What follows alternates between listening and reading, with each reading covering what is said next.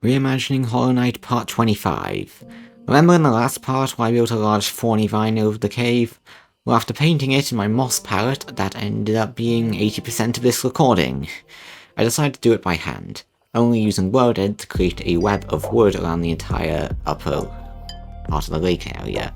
After that, I covered each branch with a messy assortment of azalea leaves and flowers in a way I would probably struggle at getting with the mods.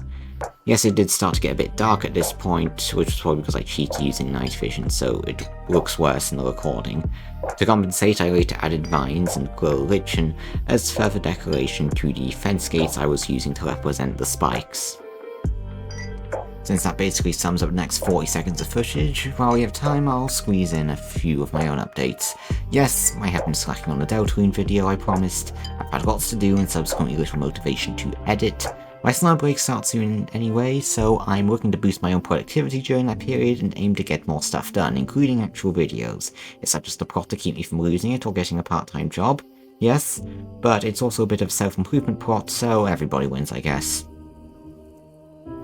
Right, now that's over. The vines were basically finished after spending like 2 hours on them, but it really improved the atmosphere, especially when it's lit up with the rest of the features in the cave.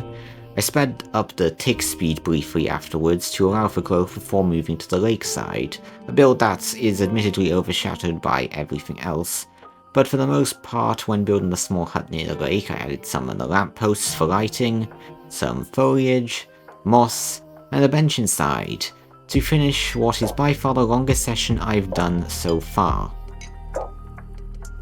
Thanks for sticking around. Again, this was the longest session I've done for this project, and also I landed it in one continuous take because I'm just like that.